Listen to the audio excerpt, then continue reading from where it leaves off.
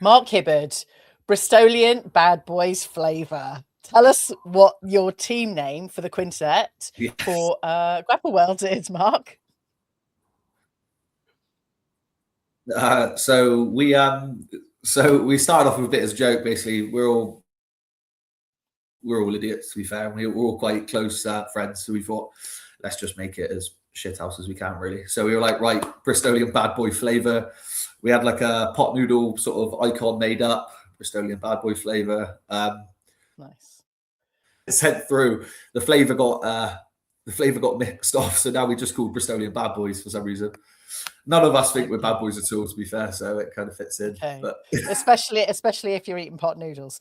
Exactly, I'm sure that's not part of the training camp. No, at all. it's not part of the scale. I don't think it was a pot noodle, but yeah, no, it was quite funny. And then like tried to have a funny walkout song as well. Just why not? Let's have some fun with it because it's a bit of a team game. Nice. Now, this was obviously we're talking about Grapple Worlds 1, Yes. and I was at the event last year, and it was quite a long event, but it was really enjoyable. And I was like, do I stay for the Quintet thing? And actually, when it all started, the kind of the energy behind it, I'm so pleased I stayed. It was such an exciting really cool kind of setup. But talk us through, first of all, the walkout song and how Grapple Worlds 1 went for you. So like Grapple Worlds 1 was awesome.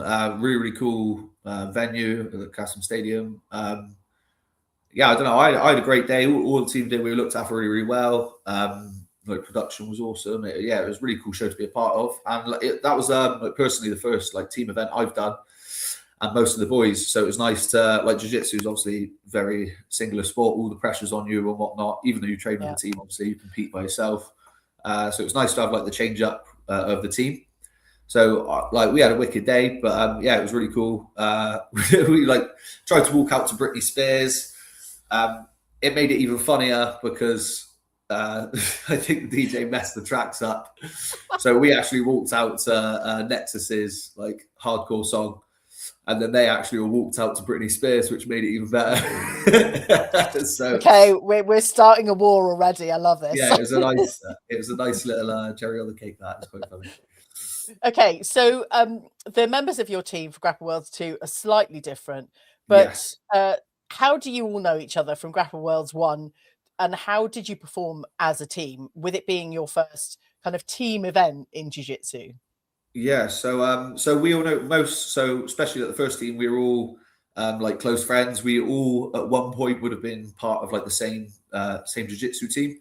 We all like, well, I say grown up together, not grown up, but grown through the sport together. So we're like, we're all quite tight, quite friendly. As a team, we performed really well. We had like a nice, I don't know. We tried to think of a strategy. It sort of went well. We like took out who we needed to from the other team, like who we thought were their strongest players. And it worked really well. We finished off with having 2 spare teammates left. So it was really cool, especially as like all credit to Nexus, they're a tough team. They've been cleaning up a few years before in this Quintet tournament.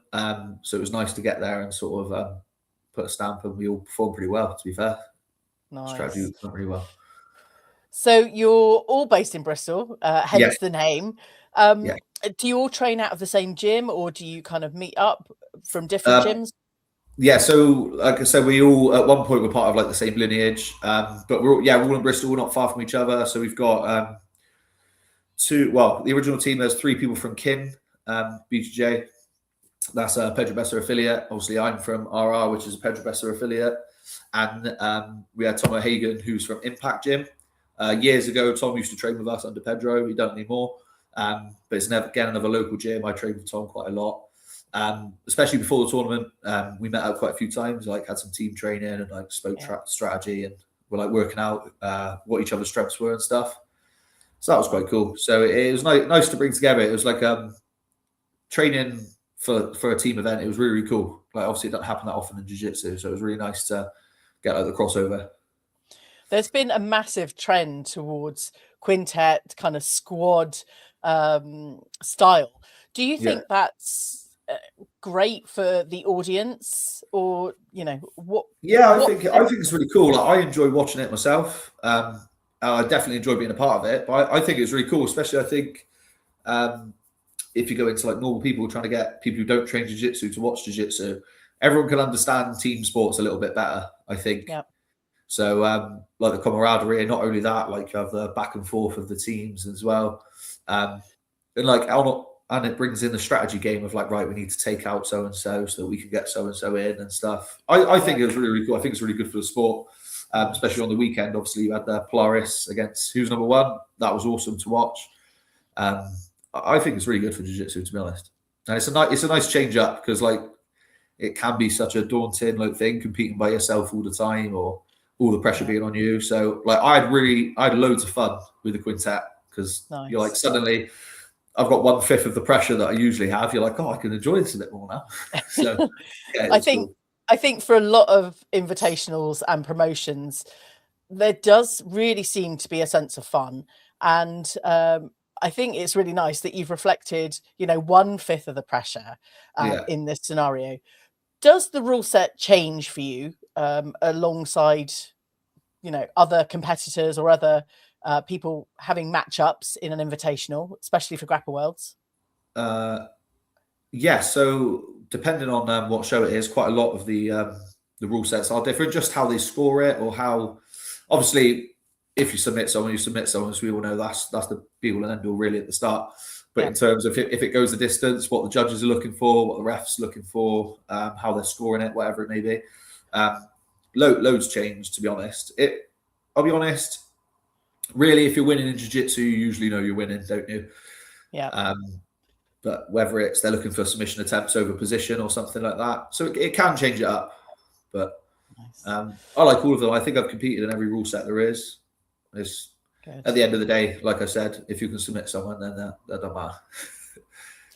Okay, for those people that don't know your style or strategy, as a solo athlete, what should people be looking for? I don't want you to give away any team secrets to the other side of the Quintet, but what is your style? Should people not know where you come out?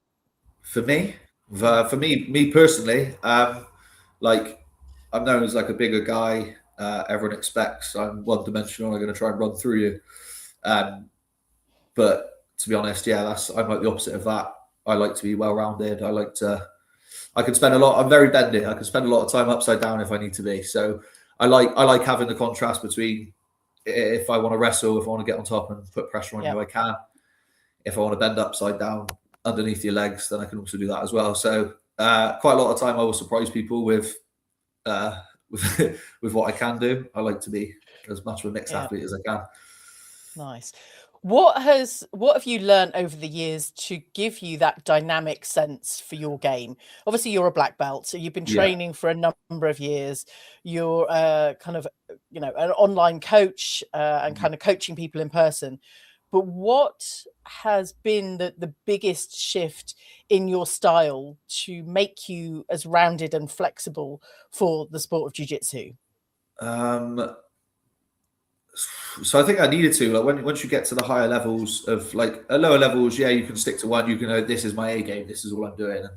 And we'll go with this. As you get up, you realize there's a lot of people that can do the same thing.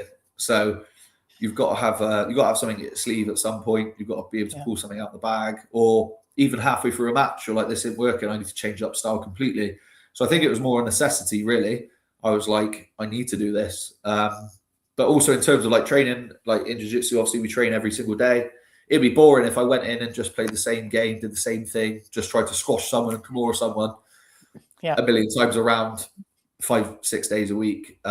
So it's also enjoying the sport. Like you see someone like the highest level guys or guys in lower categories than me doing this cool stuff. I was like, I want to try and do that. So yeah, 1, enjoyment, 2, necessity probably. And then 3, like I said, you need something up your sleeve when the match starts getting tough. So nice. What has been your best performance to date? I know you probably weren't expecting this question, but from your perspective, where have you best shown up in jiu-jitsu so far? Oh God. I don't know in terms of like my best performance. I think my performance has been dotted around little bits here and there. But I probably the performance that meant the most to me was Grapple Fest winning the British title, just because that was a massive sort of milestone for me. And I really put in the work and really fought for every like second in that match, to be honest. And sort of everything came together. The plan worked. So in terms of like performance, I was really, really happy. I probably had matches where I've shown cooler jiu-jitsu and probably finished things a lot quicker, but it was a 10-minute war and the plan went well. And it paid off and like it meant a lot to me. So to me, that was probably my best performance. Nice. That does sound like a real accomplishment. The preparation, all of our kind of games are built up with the prior preparation, because actually the showcase amount of minutes or mat time tends to be kind of less and less, but building up for Grapple Fest, what was your lead time in terms of training camp for those of us that haven't yet been in such a kind of high profile event? I don't know, like probably 2 months, maybe. 8 weeks. It was just 8 weeks of all I thought about was that match and winning that. I may have found out a little bit earlier than that the match was going ahead and I had the shot. So that took some getting used to, enjoying my training for a couple of weeks, and then it was like 8 weeks of. Unfortunately, like when you are prepping for something big, it did like the enjoyment can be sucked out a little bit. And it was more, this is serious to me now. This is really big. I need to put everything I can into this. So probably about 8 weeks, I would say. For me, that was in a lead up to that 8 weeks. I was really, really pushing it. Yeah, nice. As a ratio, that is massive. 8 weeks for a 10-minute match. It just shows the sheer dedication and preparation for something as big as Grapple Fest. Now, obviously, we've got Grapple Worlds 2 coming up on Saturday, the 28th of March, up at Kassam Stadium, as we've previously mentioned. Are you all training together? Are you have individual training plans? How are you kind of bringing everything together as a quintet? So at the moment, like we're not training together yet. So like all of us, we're very, very active, whether it's competing or just training. Like we all train every day. So everyone's putting in the work regardless. We're all going to turn up as sharp and as fit and as strong and as technically good as we can be on the day. Probably 3 weeks out, we'll meet up, have a training session, and then probably do the same 2 weeks out, and then maybe a week off. So we'll get a few like team sessions in just so we can like dial down on strategy and our own games ready for it. But in terms of, like I said, we're all friends. So like I train with Ash quite a lot during the week. I train with Andy and Joe like quite a lot. Usually Tom O'Hagan as well. I'll get to train. So maybe it won't be team sessions, but a couple of us will meet up and train together in the lead up. And then 3 weeks out, we'll get some team sessions in. Amazing. This is the Grapple Worlds podcast with me, Lou Temlett, coming to you from the UK. The sponsors of Grapple Worlds 2 are Zebra, Soul Taker Fightwear, Grapple App, Pure Recharge, 10th Planet Banbury, and 10th Planet Milton Keynes. Go and follow them all over on Instagram. And as always, check out the clips on YouTube, Instagram, and TikTok. Also, go and buy your tickets for Grapple Worlds over on grappleworlds.com. And there is an Eventbrite link for you to go and get your tickets for Saturday, the 28th of March, up at Kassam Stadium. Today, I'm having a chat with Mark Hibbard. Mark, you mentioned your team training. Now, is there a, do you set up kind of quintet style? Do you have an opposing kind of, dummy team that you're going to give a hard time in the warm up and kind of preparation? Yeah, sort of potentially. So last time we all trained at my gym and we set up a team against team just so we get used to the strategy. But to be honest, I think that because the team, we're the guys involved in it, we're the guys that are going to try the hardest. So to be honest, we more or less were just beating the shit out of each other. Nice. Like I know I'm going to push them really, really hard because I want them to turn up as best they can be. I know they're going to do the same to me. So, and not only that, it's quite hard to find another 5 people that want to fight to the death just to prep us for a show. So that's where I was going, Mark. I was like, who's actually? There's not many people that are going to go. I did. So don't get me wrong. We've got some killers at my gym and those guys' gym. So we'll definitely be using them leading up to it. But I think the biggest push will come from each other. Good. Well, that's a shout out for volunteers that want to be Yeah. part of your opposing training. Yeah, if anyone team. in Bristol wants some hard rounds leading up, hit me up. Oh, okay. So that's the preparation for Grapple Worlds 2. Yeah. You've got a number of other events coming up, and as you say, you're all really busy. But almost every weekend you've got something. Talk us through your schedule and what else is happening for you. So me personally, in the lead up to this, I've got a fair few things on. I just wanted a busy start to the year. I wanted to sort of hit the ground running after a good year last year. So this coming Saturday, I'm fighting on Coastal Combat Festival down in Dorchester inside a prison, which is really cool. So I've got a sub-only match down there. The week after that is trials. So I'll be over in Serbia, in Belgrade, for ADCC trials. Nice. So I'll be getting stuck in over there for a couple of days. I come back. I've got one weekend off, and then I've got a defense of my title on Grapple Fest on the 28th. So February's going to be a busy month. So come March the 1st, I'll probably be hanging. I'll have a couple of weeks of no competing, just training, and then that'll be the final build-up then to Grapple Worlds 2 team event. So it's going to be a good start to the year, busy start to the year for me. Hopefully get some big wins on the cards. It does sound fantastic. I love the fact that all of the competitors and athletes that I've spoken to so far this year are all kind of ramping up and front loading their jiu-jitsu activity. January, February, March, which is just incredible. And there are so many events on. It's quite overwhelming for some of us. Yeah, especially at the moment, there seems to be invitationals every weekend or big comps every other weekend. It's like jiu-jitsu is obviously is booming at the moment. You can compete constantly. I think that's the hardest thing, is picking what ones am I going to do, what shows am I going to say yes to, how am I going to sort of do my time. Otherwise, you're going to be competing every weekend. I don't know about everyone else, but I'll be falling apart if I did it every weekend. Yeah. What's your rationale for choosing events like Grapple Worlds 2? What makes it so appealing for you to be on an invitational? So I enjoy it. Like, I enjoy the pressure, the build up. I like going out. Like, I train every day, so to me, it's like going football training and never playing a game if you don't compete. So, which to me seems mental. So I try so hard during the week to get better at jiu-jitsu, so it's quite nice to go out and show what I can do.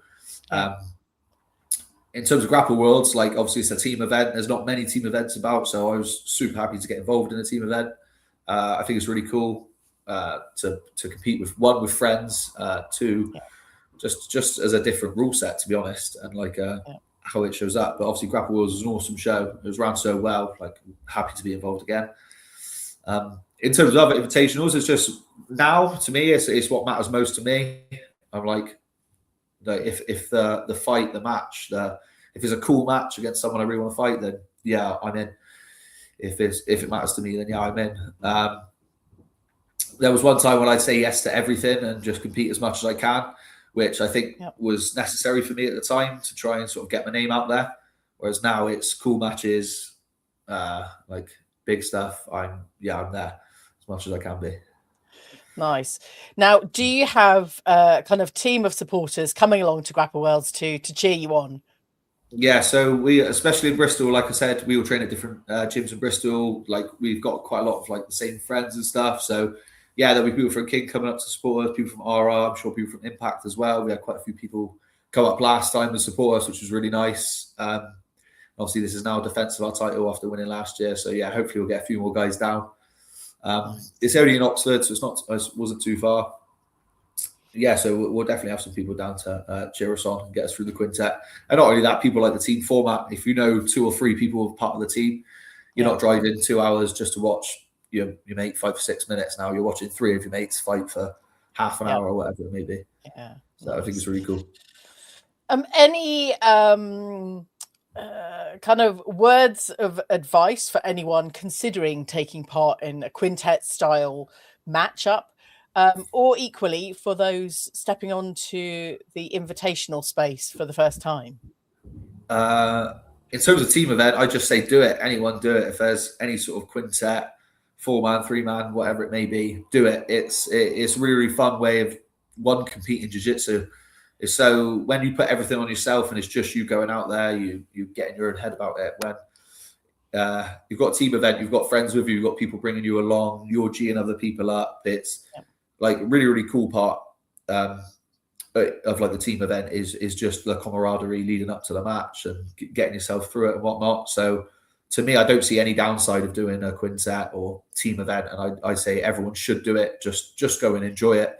It's not often you'll get to do it, so jump in there and have fun. In terms of like invitational, people getting on the invitational stage and getting out there, I think probably what I didn't do at the start was enjoy it enough. I think I put a lot of pressure on myself at the start, but I still put pressure on myself now, but I think I try and enjoy the lead up, like everything. Like it's really cool. I think in jiu-jitsu, like most of us, like I got 3 jobs and I also compete jiu-jitsu at a good level. I have to remind myself every now and then, like, look what I'm doing. This is really cool.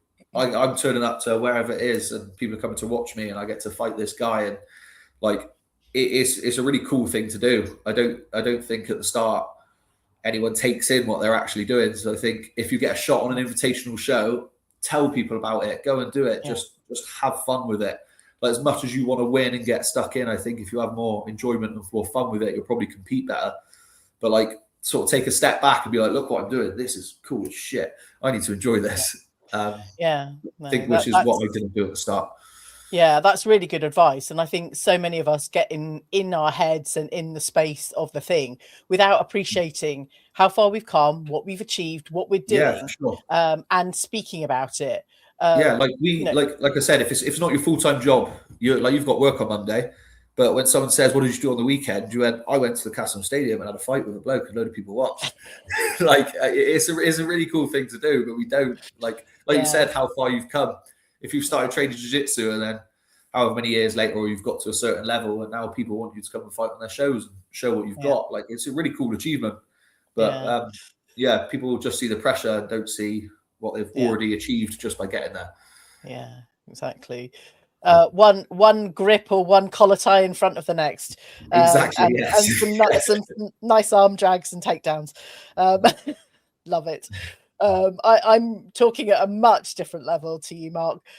So I'm still learning this whole thing. But I think until more and more people are showing up and competing and doing these extraordinary things, because they are extraordinary, we do have something to shout about in the jiu-jitsu world that is really incredibly positive.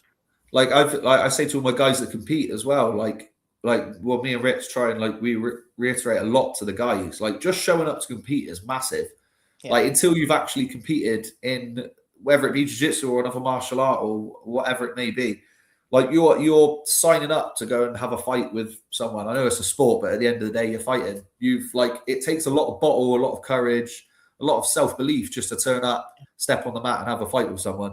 So whether you win or lose, you should take your hat off to yourself that one, you had the bottle to turn up, because there's millions of people who will never compete because they can't handle the pressure. They can't handle they've got no self-belief to actually just go and do the thing. So just turning up and competing is amazing. Like everyone should be proud of competing.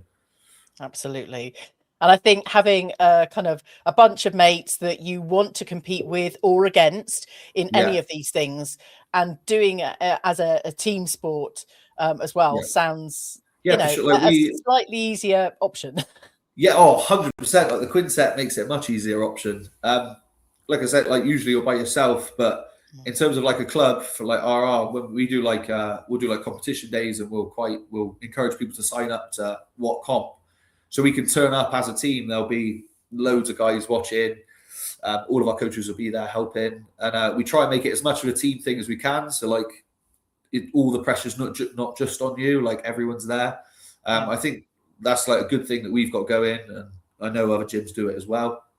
Yeah. But just try and spread the load for people's heads. But that's what I mean. Quintet stuff's perfect because you are competing together. Yeah. It's a wicked thing to be part of. Now, whilst this is not jiu-jitsu, I am relating this to performing on stage and having the kind of build-up, the kind of team camaraderie. Yeah. But how are you going to deal with the fallout and the missing something in life when Grapple Worlds 2 finishes? I don't know. We'll find the next one. The team will put ourselves out there and find the next one. I don't know. We want to keep going. Like, hopefully, obviously, Grapple Worlds keep having us back. Hopefully, if we can keep the title, we'll constantly be getting challenged by someone. So, Nice. I don't know. We need to keep the team game going for sure. Especially like with our guys, we're friends anyway. So it'd be quite cool if we could carry on competing together.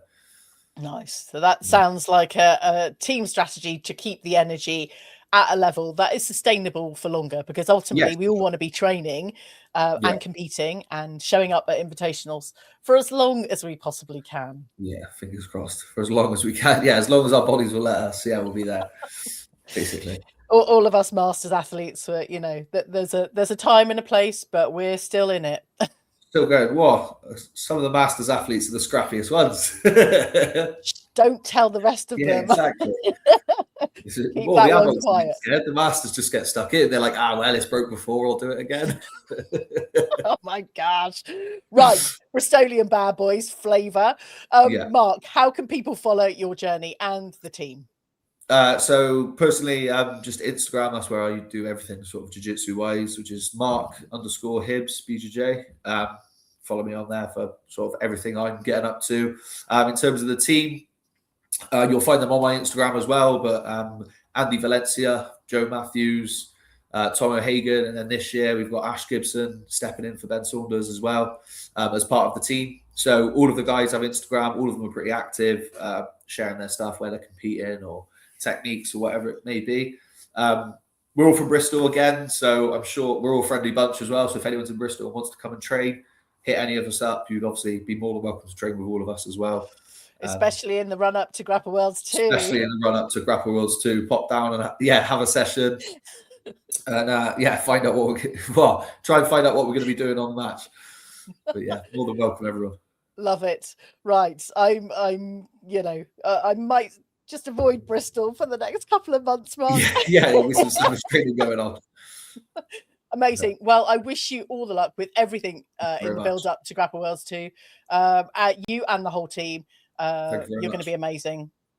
Yeah, I'm looking forward to it. Hopefully we can put on a show and do some cool jiu-jitsu and show off. And like I said, we try and have a bit of a joke with it with Bristolian Bad Boys Flava. If we can bring a bit of fun along to the show as well, we'll try our best. I think you will absolutely do that. We'll look forward to seeing you at the end of March. Awesome. I can't wait to see you there.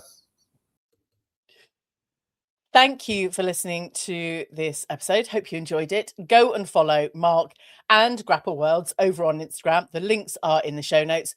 And as always, tell your friends about this show and drop it a rating and review. Thanks again for listening. Catch you on the next episode of the Grapple Worlds Podcast.